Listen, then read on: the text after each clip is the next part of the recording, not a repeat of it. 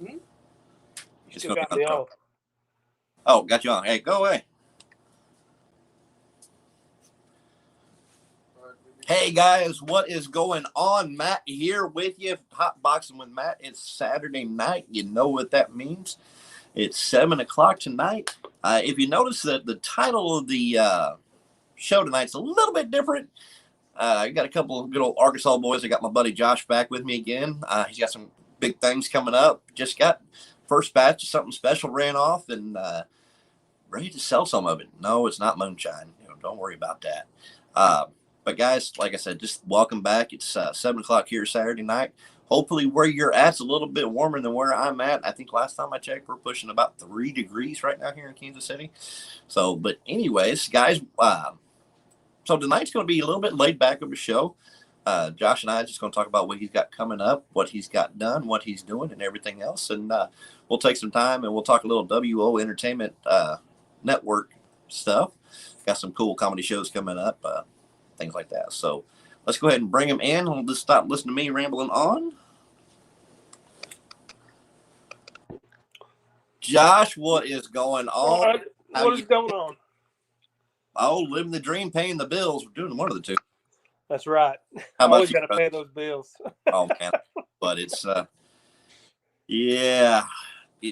No. Anyways, we're gonna move on there. So it's about 3 degrees up here. How's it down your way? What are we sitting at? 13? I think we're at 13 degrees right now. Holy crap, that's 10-degree swing. I'll go down there any day. Yeah, I know. It's definitely too cold to go outside right now. That's it. It'd be a perfect day for cold smoking, but I don't want to go out there and fire that damn long. No, I think about that. Everybody's like, "Oh, if you don't go out there and smoke in the cold, are you a real cook?" I'm like, "Damn right, I'm a smart cook." That's right. That's right. Harder, not harder, by golly. And it's this last weekend, Saturday before Super Bowl, I had a cook come up that I had to do, and it was a rather larger cook, so I knew I started earlier in the morning. It was like 3 o'clock in the morning when I started Saturday morning, and it was 7 degrees. Yeah. Fired up the pellet smoker. I was going to try to take it a little easy on me. Had a flare up, and I burned out my probe. I'm having a feeling it's my probe, but I'm going to check that and go on. But anyways, I did the same thing Sunday for the Super Bowl. I ended up not getting up so that early, but I thought, it won't be too bad. I had that pork butt. Man, that thing just sat there and stalled. No matter how much fire I fed that thing, it couldn't heat up. It took forever. No, and that's the fun part is you think you can do it and think you can push through it, and you get to that dreaded stall. And knock on wood, everybody talks about the stall. I think in my years of cooking, I think I ran into that like twice. Yeah. And I don't know what I do different. I don't know if I just sacrifice the right amount of meat to the barbecue gods before we get going or what, man. There may be something said to that hot and fast. Yeah, I've noticed I've done it a couple times on a brisket, and had a brisket done within 5-6 hours, and I just kept it hot and fast, and it turned out fine. I mean, really didn't notice much of a difference, but and that's the thing. It was like I was talking to my buddy Justin, another one of the guys that has a podcast here on the network. He's a real traditional low and slow guy. He starts to freak out, gets up around the 250 range. Really? To where I do the same thing, but that means I'm getting too damn cold. I run 275 just about on everything. That's my temp. I usually sit in about 270, 275, and when it starts dropping to 250, I'm like, oh. Yeah, you start panicking, and you cannot add fuel fast enough to that thing.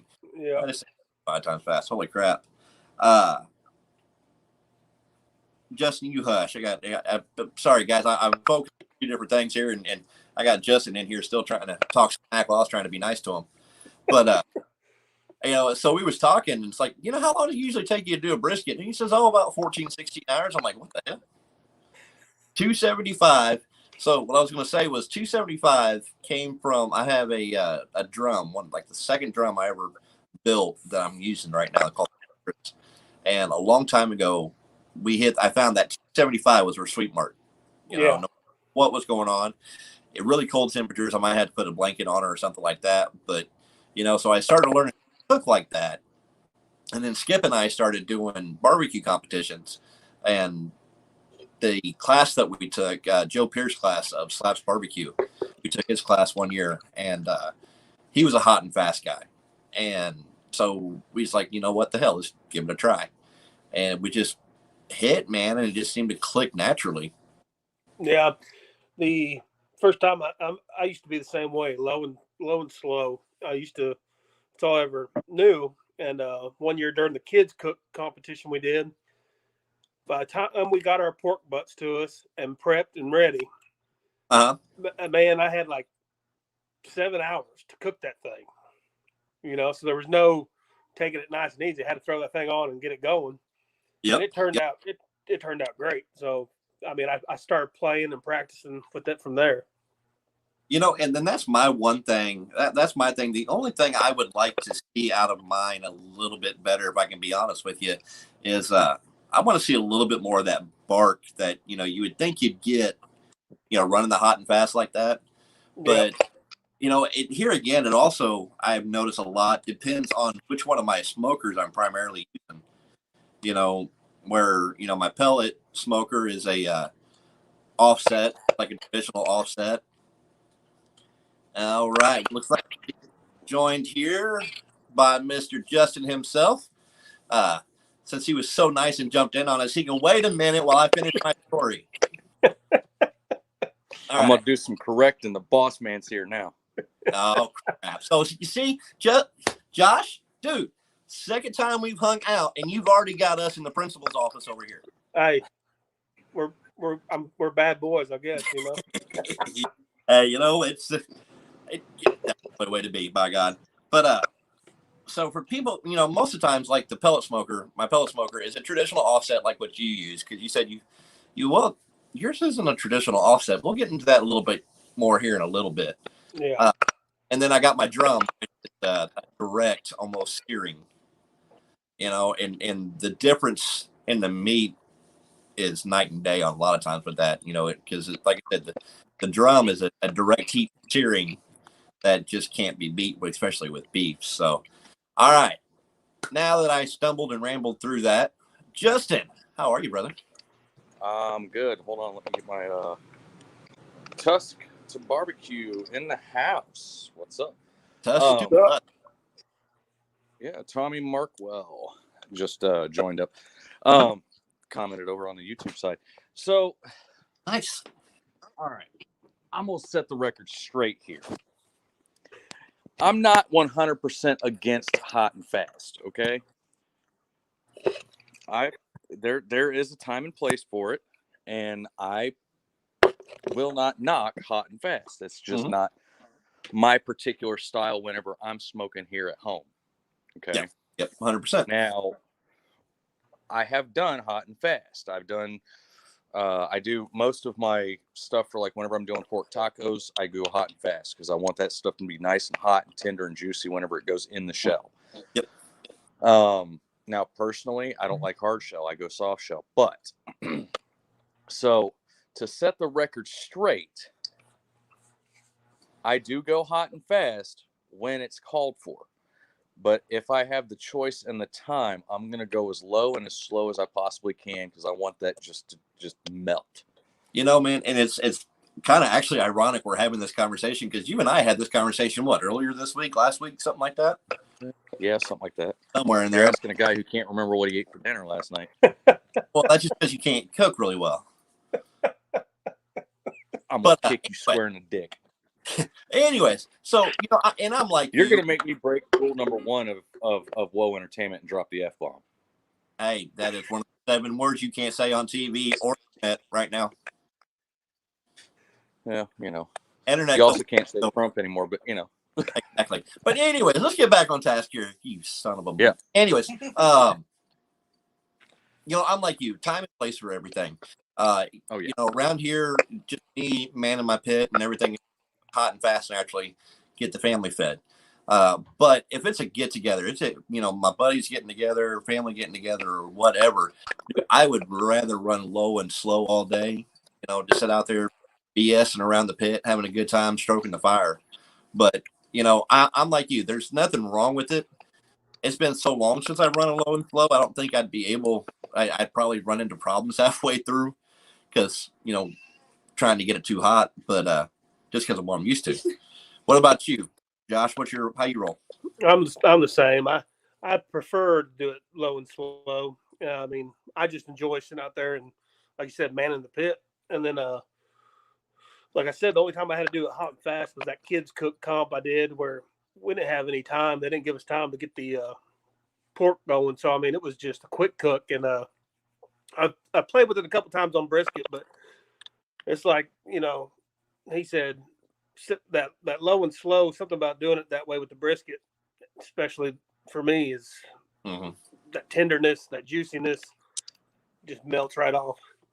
Well, there's something else both of y'all haven't said about the low and slow side of it. And it's the smell and the torture everybody around you has to go through. There's something satisfying about it.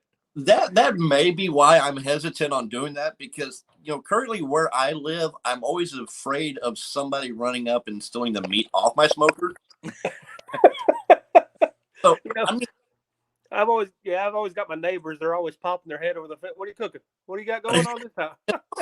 After a while, you just start playing whack-a-mole with them. And see, where I live now, I ain't got to worry about that. My closest neighbor's a half mile away. So nice. That works. I see Chris Ayers just popped in. What's up, man?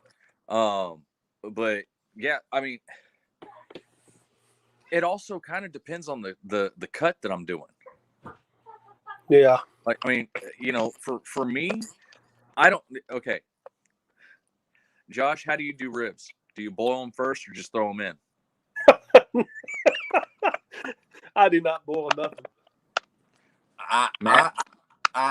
I'm about to slap you, Matt. You about to get that camera? Give them a nice boiled bath.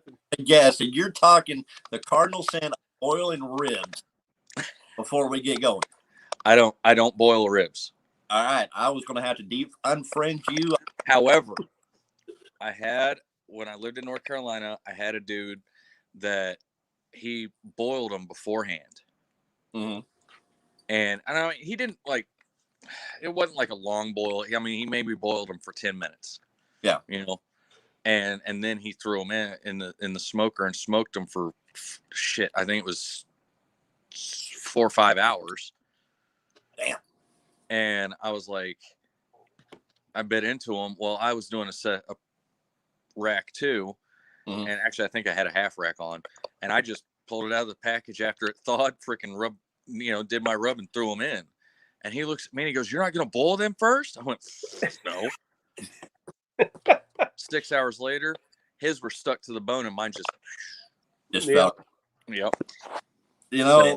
I do have to admit, my wife one time, she threw some ribs in the Instapot, and they actually came out really dang good. Yeah, the Instapot's just a pressure cooker without all the pressure on it, I guess. Yeah. But growing up, I can remember my mom, God bless her heart, I love her to death. But I can always remember having country style ribs growing up that she boiled the fire out, Mm-hmm. threw them in the oven, finished cremating them in the oven, no sauce, no nothing. Putting them on the table and hearing the tink, tink, tink, tink, tink. How do you have taste buds left? I don't. I really don't. I mean, that's why I'm at the mercy of others with words. Yeah. But yeah, no, it was. Let's just say that's another reason why I cannot eat Casey Masterpiece to this day. That was. And I know I'm gonna break. I'm gonna probably trigger some people with this statement. I don't like Casey Masterpiece. By no means. I don't either. No. Even though I'm pretty much from KC, I don't like Casey Masterpiece. And that's the thing. We're about the same age. Growing up around here, that was what we knew. From the restaurant plaza and everywhere else. That's all there was back then. You had Casey Masterpiece, or you had Gates on the shelf. Yeah. You know. Well, and I mean, I grew up actually in the center of the state near Jefferson City. Yeah. And so I kind of the barbecue there is actually kind of a conglomeration of both worlds from St. Louis and from KC.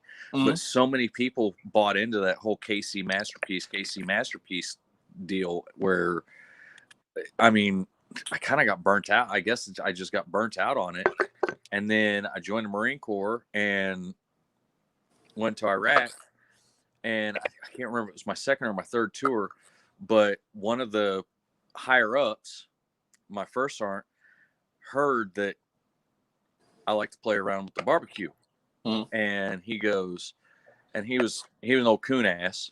And I'm not saying that as a racist term. That is a term for people from Louisiana. Exactly. That is a term that is used for the backwoods, Louisiana. Yeah. That's a term of endearment. That is not, Yes.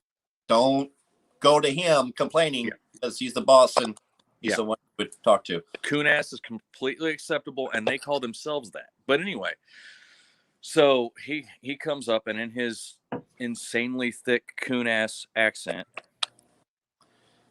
he goes, "I heard you like to cue." I went, "Come again, first sergeant?" Because I couldn't understand him because he said it so fast. He goes, "I heard you like to get in the grill and do some barbecue." And I was like, "Yeah."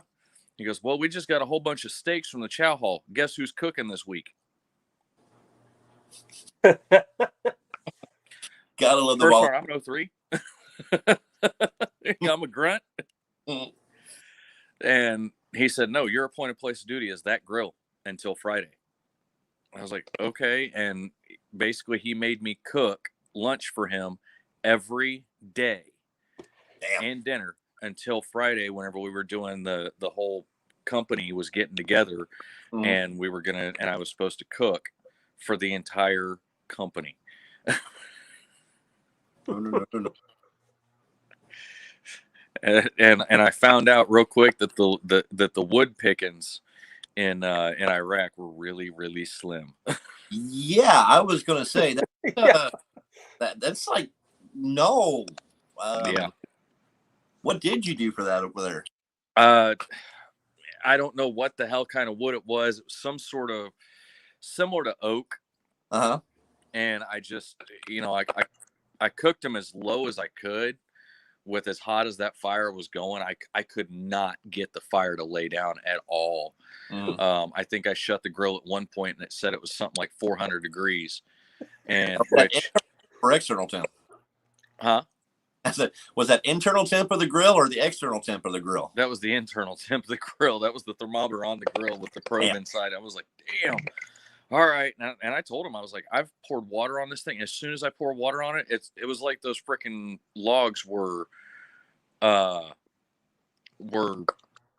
Soaking it up as quick as you can throw it in there.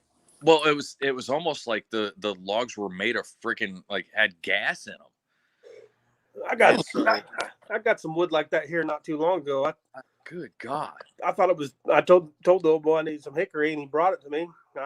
It looked like hickory, and I started throwing it on the grill and I threw it in the smoker. And next thing you know, man, that temp just, like I was grilling burgers. I was like, holy crap! And I couldn't do nothing. Yeah, but luckily I saved it. I figured out a way to kind of move the heat to one side, keep the lower temp. I think I ended up cooking them all at 300 for the rest of the day, and it turned out great, and I was just grilling steaks, but I didn't want to go that super hot grill. I wanted that mid range, literally 300 was like probably 20 degrees higher than what I really wanted to do. Yep, that would give you a little leeway to play with it, so it don't sear. I bet you were sweating balls out there cooking on that grill. Oh, it was 100 and I think it was like 105 that day, and I'm out there in the grill, and I had one lonely PFC that first aren't freaking assigned to me as my quote unquote assistant, and actually I think his exact words, "You're his assistant, which means you're his water bitch." And that poor kid, I bet he made 400 trips to the chow hall, which was probably the equivalent of about half a mile away. So he was running a mile each time just to get cold water for us. Okay, I was going to say now with that just a little PFC of the 400 trips, there was probably only 150 that were warranted. What? There's probably out of PFC out of the 400 trips he made, probably only 150 of them was warranted. Was necessary. Oh no, that was literally how much water we were drinking because it's so hot in the cook area. Oh yeah. I mean, he'd bring back two of the, you guys remember the 1 liter bottles we'd get. Mm. He'd bring back two of those for each of us, and an hour later he was running back to go get more so that we could drink more water. I mean, we were killing water that day. Probably just didn't go to motor pool, steal a jerry can, and fill that damn thing. Well, it would have gotten too hot too quick. And we had jerry cans that we were using to keep the fire down. Oh, damn. Yeah. So, yeah, but all right, well, I don't know who's typing. Not me. So, Justin and I both had to deal with put up with Casey Masterpiece up here. I know Casey Masterpiece is on the shelves down there, but what was that one sauce that you had growing up down there or being around down there that everybody just absolutely loved? Well, I tell you what, that was the number one sauce on the shelf, for forever. I mean, they had, you start off with the original, and next thing you know, they had 20 million different flavors, and I mean, yeah, it just went crazy from there. It went nuts, and that was everybody's go-to. And then, like I said before, I've never really been a sauce guy, and then every once in a while it's okay, but. I'm more of the type, I do the dry rub, and then if you want sauce, I got sauce on the side. So that way I'm not ruining it for everybody. That's how I always do it, because, honestly, it wasn't until I started doing barbecue comps did I even worry about barbecue sauce. You know what I'm saying? Because with the comps, that's got to be part of it. The glaze, the look, just all in the scoring, and which makes it really hard because you've got to figure out that right sauce everybody's using, that what's working for you and what's not working for you. It's like, I don't know if you guys ever seen it, but the biggest one right now is one called Blues Hog. And, to be honest with you, I'm not shy of making my feelings known on this one. While, yes, it does win competitions and everything else, personally, I don't like it because it has a weird, tanky aspartame taste on the back. Ew. That artificial sweetener. And, for that reason, I don't like it, but you can't argue with all these people that are winning with it every weekend. Yeah. So it just goes to show you that, you in that world, you don't cook for you cook for everybody else, and in the barbecue, in the comp world, we've got a saying is, don't cook for yourself. You're cooking for those 7 assholes you'll never meet a day in your life. I tried it one time. I was cooking some ribs, and I saw a buddy on another page. His ribs, he had some, I don't know what sauce he used, but boy, they looked just pretty. Looked almost fake. They were shining. I was like, man, you know what? I'm going to try it just to see if I can make some pretty looking ribs. My ribs looked like they were burnt to a crisp because of that sauce. Yeah, sauce they tasted good, but they looked like crap. I tell you, if you just a little quick one that'll give you a nice little pretty sheen and shine is, do you wrap your ribs or you just let them run unwrapped? I've done both. I do both. Do both. When you wrap them, add a little bit of butter and brown sugar if you don't, and that'll. I do. When I wrap them, I'll add my butter and some maple syrup.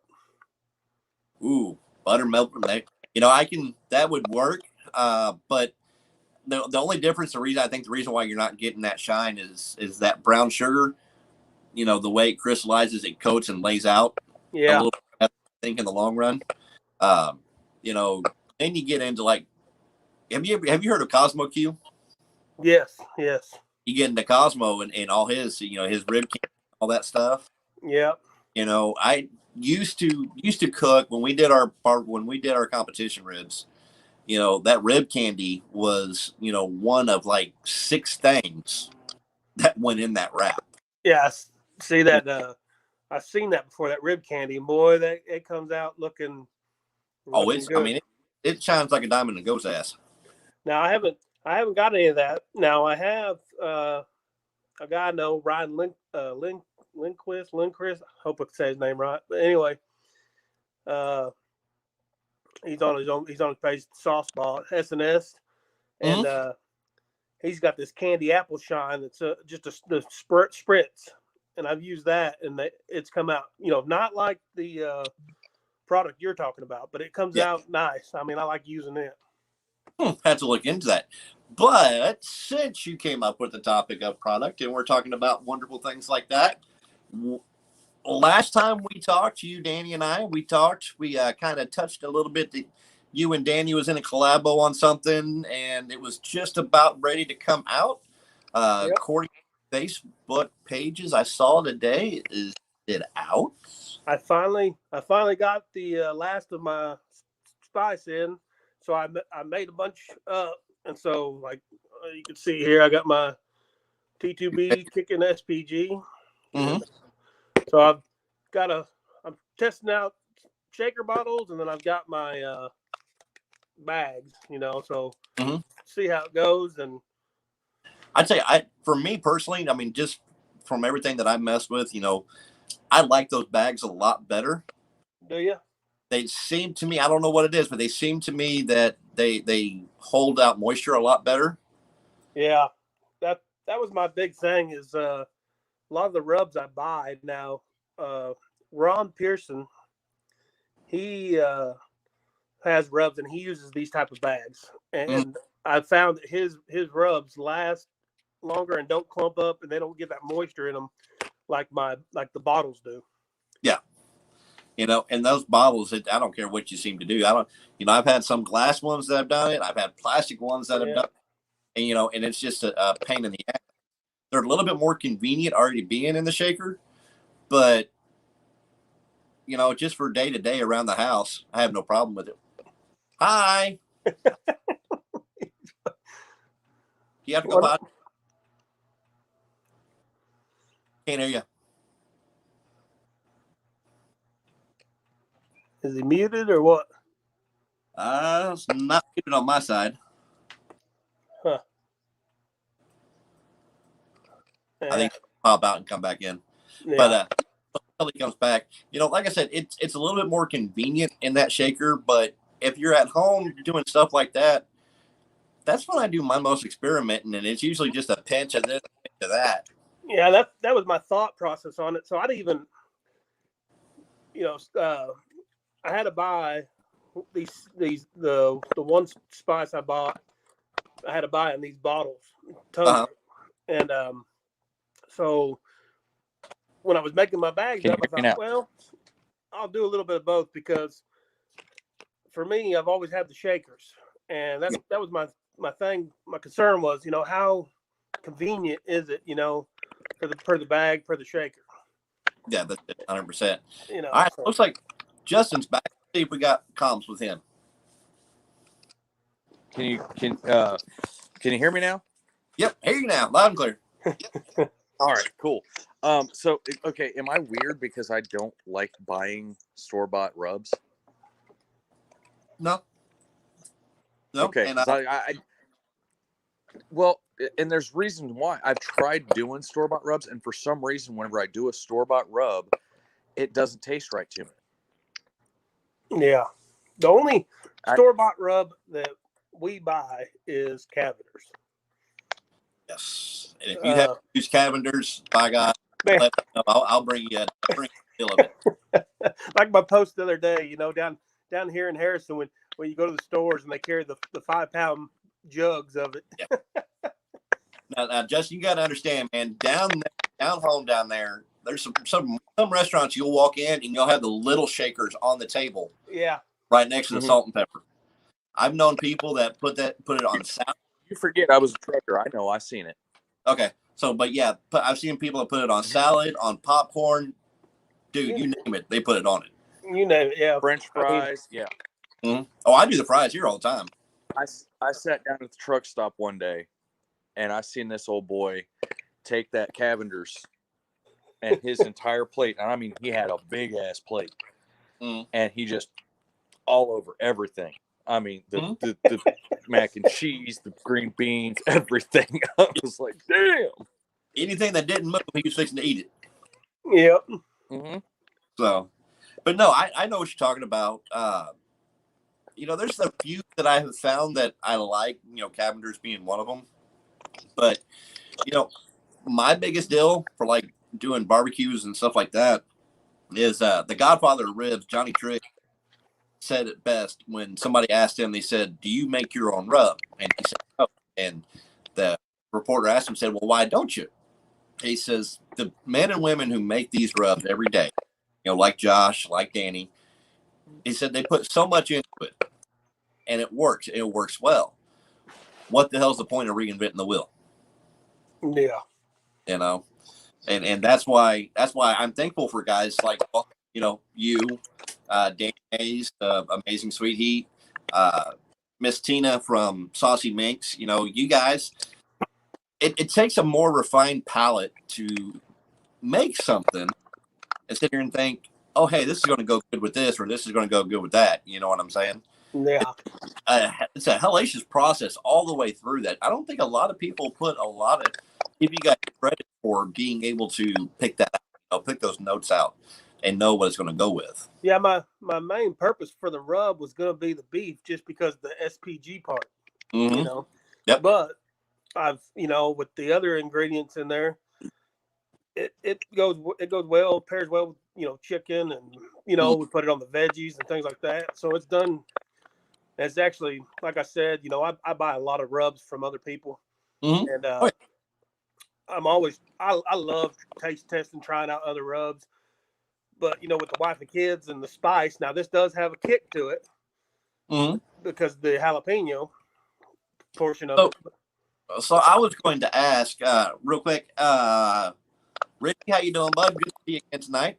I was going to ask you what your flavor profile of it is, but, listening, it almost sounds like a southern border town, Texas type deal. And you did some time down in Texas, didn't you? Yeah, and that's been my favorite barbecue so far. I mean, yeah, that Texas style is my choice. And oh yeah, and I used to be one that would get into that fight of Texas is better, KC is better, and here's where I've gotten down to, and this is what I've down to is through the years we've both learned how to do what we do well. Texas down there, SPG, salt, pepper, garlic. Maybe a little paprika, cumin, somewhere around in there, depending on what part of the state you're in. But you guys are primarily beef, yes. So you really don't want that real sweet profile with the beef. Where you come north to Kansas City, where we're a hog town. I mean, let's just call a spade a spade. Yeah, we do burn ends, but we're a rib town. We're a pulled pork town. Pork town, and you got to have that sweet lends itself a lot better to pork than it does to beef. Yeah. So there's always going to be that deal. Now, with that being said, let me ask you: if you sat down to a table besides eating both of them, and you had brisket on one side, either Texas style or Kansas City, and a slab of ribs, which one would you attack first? The brisket or the ribs? Well, I love my pork, so I'll probably do the pork because I'm real picky with my brisket. Mm-hmm. My brisket has to be real good. I mean, it's like growing up here, having some brisket. It was most time eating brisket down here when I was growing up was like eating roast beef that wasn't cooked right. So it was like, I was like, man. And when we went to Texas, everybody's like, oh, you got to eat the brisket. I'm like, no, I'm not a brisket fan. And then the way they did it there, I enjoyed it. So. And that's the thing is I'm the same way. I go into a barbecue joint. First two things I order is brisket, not even burnt ends, brisket and fries. If you can swing that spectrum and get those two right, I'm looking forward to everything in the middle. So my choice for burnt ends is pork. Pork belly. No, dude, Yeah. nice. Stop. That's mine. Stop. We talked about boiling ribs earlier, and now we're talking about pork belly cubes because I refuse to call it a burnt end. It's not happening. Hey, I'm gonna go pull some chicken and tell you it's pulled pork. You gonna buy that one too? No, the Jamaicans call that jerk chicken. yeah, jerk. Listen here, jerk. But no, Dude, You know- I'm a pork guy. I'll agree. I'm a pork guy. I like that the what you call pork cubes, but the burnt end on a pork belly. yeah, You know, so I will admit I've had pork belly burnt ends a couple times. Really wasn't impressed. Maybe I was just at the wrong place. My hatred for those incessant cubes actually came when I was working at Slaps Barbecue and I was a slicer up there. And I would answer the same question about every fifth or sixth person. Is your burnt ends pork or beef?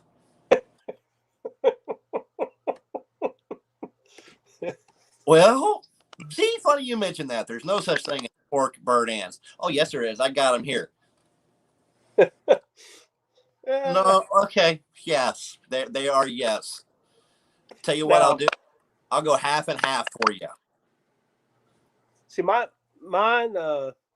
You know, I've had some brisket burn ends, and I thought they were okay. I think it's the sauce on the beef that kind of got me. All right. So this is what's going to happen this summer. All right. I'm going to bring my happy butt down there. I'm going to bring the family, since my wife still has her kinfolk down there, and I'm going to bring a damn brisket with me. All right. Me, Danny, we're going to get together, and we'll have a big potluck. We'll have fun. I will do a Kansas City style brisket with the Kansas City style burnt end, Okay. and we'll just lay it out, and we'll just have a big old feast. I'll kick in some pork tacos, If goose you- style. All right, man. You are more than welcome to jump on the bandwagon. We're heading down to Harrison, Arkansas, down to the, go down to, oh shit, go down to Beaver. Not, maybe Beaver. All right, I gotta jump. All right. Nice meeting you, brother. Justin, good to see you, brother. We'll talk again later, man. Nice. All right. But yeah, now I've cooked up some poor man's burn ends off the old chuck. Yep. And I mean, they were kind of be the same, but I mean, it's just my preferred is the pork side. And I'm like you. Here's my thing: is first and foremost, sauce is made to accompany anything. Yes. It's not meant to overpower. And so many people, when they go to put sauce on anything, sorry, I was just taking a look at chat real quick. So many people overdo it, especially like when they go to do the burnt ends. What they'll do is they'll do the burnt ends, they'll take them off, they'll cube them up, and then they'll dunk them in sauce Yep. instead of just a light coat of anything, and then throw them back in. Well, when they throw them back in, all that moisture is coming out of the burnt end because there's so much fat and everything in it. So when it goes to contract, it's just taking all that crap back in. So Yep. now you're no longer eating a meat marshmallow. You're eating a barbecue sauce. You know what I'm saying? That's it. Yeah, I think that was the problem I ran into because the couple places I've had them on the brisket burn ends, it was like they took the pan and just threw the whole bottle of sauce in there and then mixed it up, put it back in the smoker, and it was like, I mean, it had good flavor with the smoke. The texture of the meat was great, but the sauce was just way too much. But just 100%. So Richie and chat talks about he likes doing baby backs. What's your opinion on baby backs? That's probably one of my wife's favorites. I like doing it all. I like spare ribs. I like spares. But the wife, when cooking at home, wife wants the baby backs. And here's my only thing. Here's my only thing with baby backs, and I've talked with a lot of guys about this, and this is just my personal cooking. With baby backs, there is such a small window of getting them right. Oh, To yeah. where they're not hammered, but they're not done. And then the worst part, what's worse than that to me, is you have an even smaller window of getting those things served after you slice them up and everything, because they just tighten. To me, they tighten up so bad. Yeah. See, now I've with the wife liking them so much, we cook them a lot, and I when we first were doing them, I ran into that problem. Mhm. We cook them. I mean, they'd be bending, and you pick them up off the grill. I mean, they're sitting there bending perfectly, and the bones are fixing to pop out. And I go slice them up, and next thing you know, it's kind of like a little tough, and it's like, Yeah. okay, what happened? Because it wasn't like that a minute ago. Mm-hmm. And but I think doing the wrap with the butter and stuff like that, Putting that fat back into it. some of that getting that fat back into it's helped out. Mhm. So I mean that's my thing, and maybe I tell you I'll another put. thing Uh-huh. with my pork. I haven't done with beef, but my pork, that binder using that mayo, that mayonnaise. I haven't done that one yet. I've been watching you guys, and I understand the idea and the principle behind it. That, like you said, 100% that binder, holds that rub, helps that rub to Yeah. sink in and soak in. But you're going to laugh at me, but I up to this point I was golfing. Everybody did it, but when I make a grilled cheese or something like that, Yeah. I don't use butter no more. No.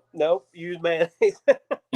And I was always afraid that it was going to add a weird flavor to it that I didn't want to come across and didn't want to touch. But I may have to do that because I tried some mustard one time. I did a mustard binder on it. Yep. It nice bark and everything else. Nobody in the family liked it because, well, I'm about the only one that liked mustard. Yeah. So it was kind of one of those. I was stuck with what I had. So I go ahead. I do the mayonnaise on chicken and pork.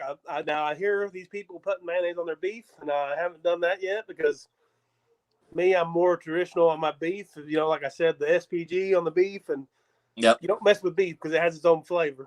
But that. And you know what is so funny and sad at the same time, at least to me, but this is going back to the comment that I'm not cooking for me, I'm cooking for those 7 assholes I don't know. In competition, believe it or not, the flavor profile they want that I've picked up on a lot is roast beef.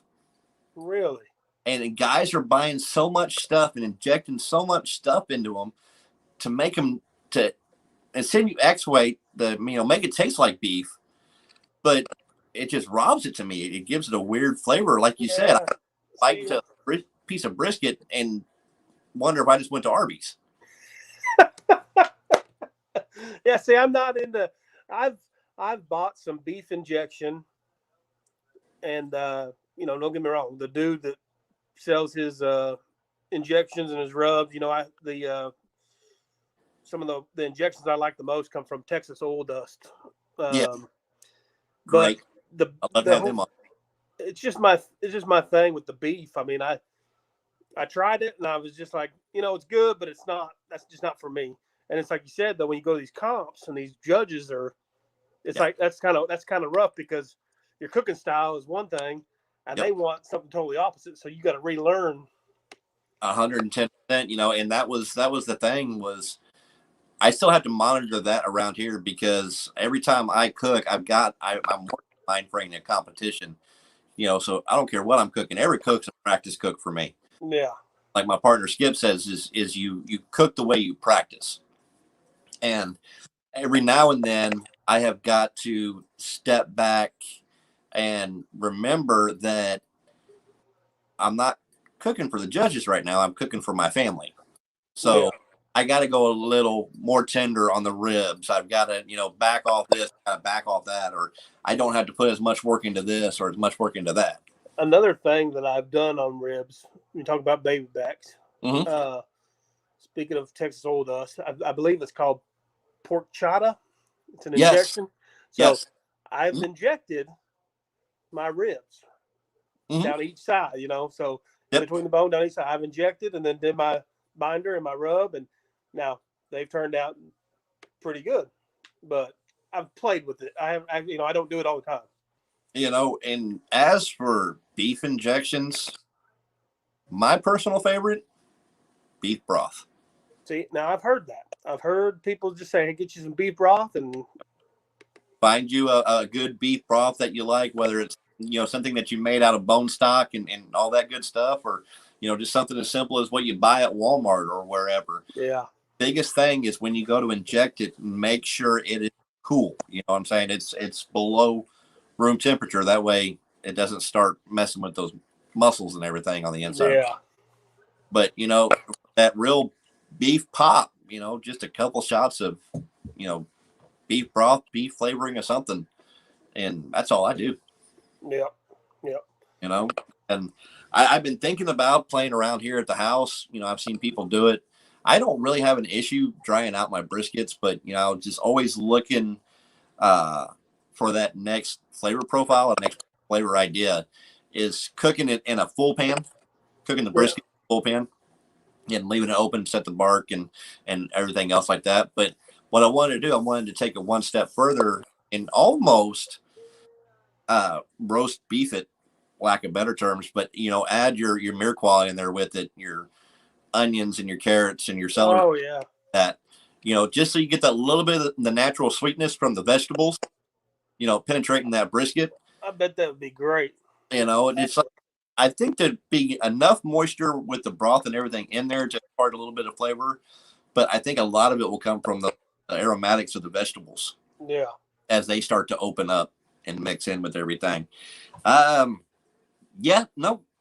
Richie, you are right. I haven't thought about this place forever. Richie King in chat said, dude's in Harrison near Zinc. Man, I haven't thought about Zinc and forever. And anybody knows, and everybody knows, if you know Zinc, you just, not even going to go on that one. Yeah. Scott Schaefer, we're doing pretty good, man. How you doing tonight, buddy?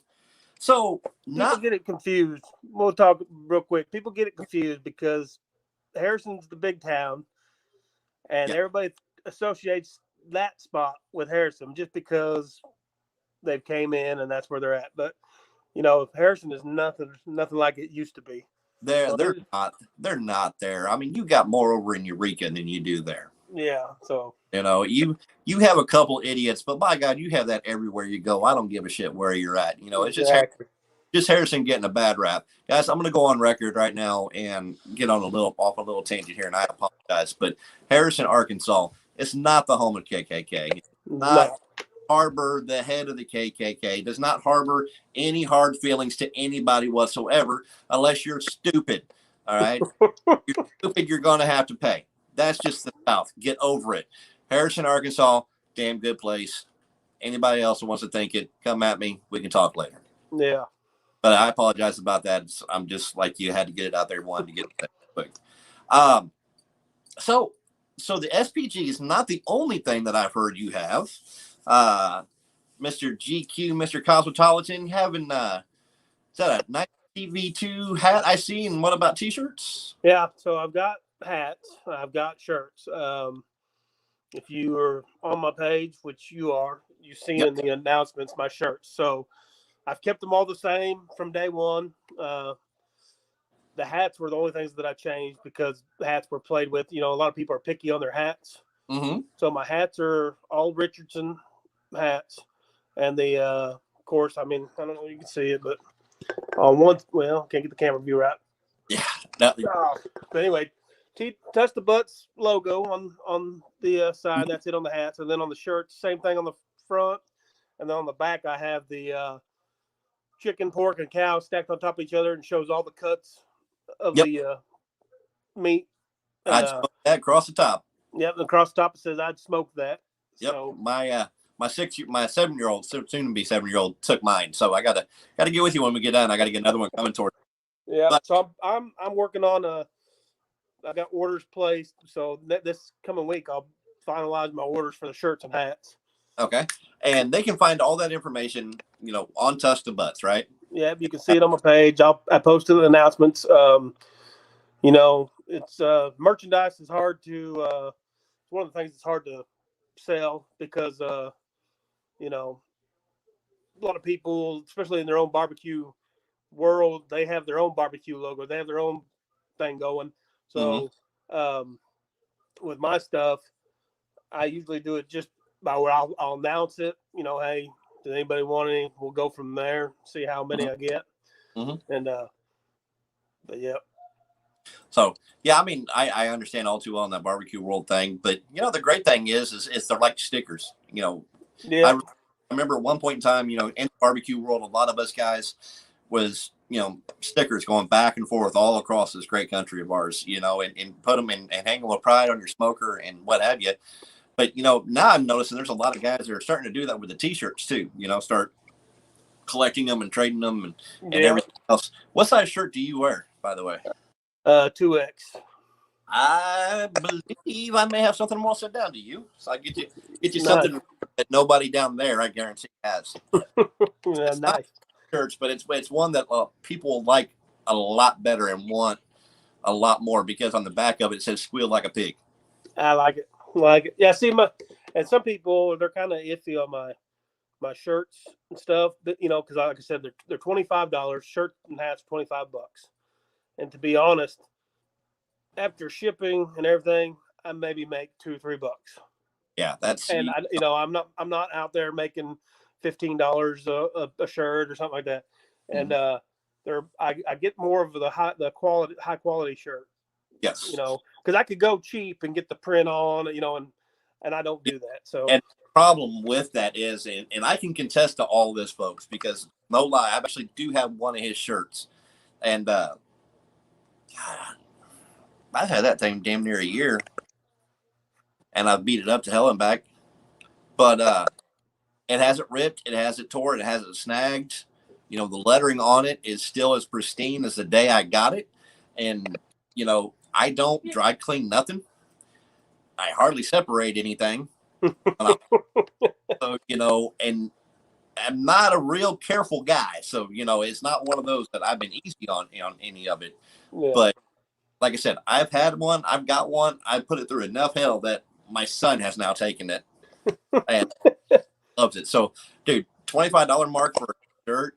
Yeah, no, you are right there. And if anybody wants to complain about it, they can go anywhere now. I mean, hell, you can hardly go to Walmart and get a Dickies t-shirt for less than $25 anymore. Oh, I know. I mean, I have the option of getting a shirt made for like $7, you know, No. but I don't want to do that to the people because I don't want to sell something that's like that to somebody, you know. I don't want somebody doing that to me either. Exactly. 10%, man. It's quality, man. So I'd rather quality over quantity any day. Exactly. You know, and once I get my stuff together, I want to get with you and see who you have doing it, and you know, see if they've got an online store or something like that to go through. But I've got actually here in Harrison we use Impact Tees. Is what it's called. So Impact Tees. There's another shop, but I tried going through them, and they take way too long. But Impact Tees, usually I place my order and I have the shirts within 2 weeks. Nice. Yeah. So they're pretty quick, and then you know, with them being local, you know, I can go pick them up and then mail them out. But they do have options where you can purchase and get them mailed to you. All right, that'll work. So that's Impact Tees down there in Harrison, Arkansas. I'm sure they'll probably get some looks and some loves off them. So, well, man, we are coming close to the wonderful time. Anything that we didn't touch on that you want to talk about that we can go out on? Anything else on that pretty little course? No, you know, I just appreciate you having me on and the support and let me get my, you know, my rub and stuff out there. Oh yeah, man, 110%. Once you get everything up and going and you get that next batch and lined out and everything else, we'll have you back on. But I can tell you, I have a pretty good feeling you'll be back on before then. Oh yeah, I've got I've got one friend in the barbecue world that he sells quite a bit of rubs, and he's willing to help me get hooked up with a co-packer. So if things go well and people actually like it and I get some good feedback, I'll probably go that route. Well, yeah, I'm looking forward to it, man. So, hey, and that buddy of yours, if I haven't talked with him already, you know, inbox me his information, talk to him, see if it's okay with him, and I'm more than happy to have him on. And we'll talk Oh with him. yeah, So, definitely. well, all right. Josh, brother, once again, man, it has been fun. It has been real, and this one has been real fun. Keeping it safe down there. I know you're about to get hit with some ugly stuff. Oh yeah, yeah, something like that. yeah. And you stay safe too, brother. I appreciate All it. right, man. All right, we'll see you on the opposite side. All right, brother. Talk All to you right. a little bit. All right, yes, sir. Bye-bye. All right, guys, that was Josh Hicksman of Tusk to Butt Barbecue and Rubs Now. So, guys, I want to thank everybody who turned in today. Guys, thanks for sticking around. Justin, thanks for popping in. It was great having you on. We have to do that again sometime soon. Josh, man, as usual, thank you so much. Guys, I'm going to leave you with these notes here real quick. Don't forget to stop by the WO Entertainment Facebook page where you'll see pinned to the top our upcoming shows, everybody, what's going on, where they're going to be, when they're going to be, and how they're going to get there. February 27th, we have the double header comedy show. One's at 7, one's at 9. That information is there on the Facebook page as well. And also the comedy call out, the round robin, the last man standing comedy contest that Richie the King has going on. Stop by there and take a look at that, guys. That one's on me. I kind of got caught my pants down on that one. I don't have my notes, but I remember everything is there for everybody to see. Also, don't forget, if you want to get any of that SPG that we was talking about tonight, any shirts or hats or anything of that nature from Josh, stop by Tusk to Butt Barbecue Facebook page. He'll have all that information down there on the bottom. And guys, also, if you'd like to give us any love, any support, anything like that to go with it, we are set up to take donations where you can purchase your own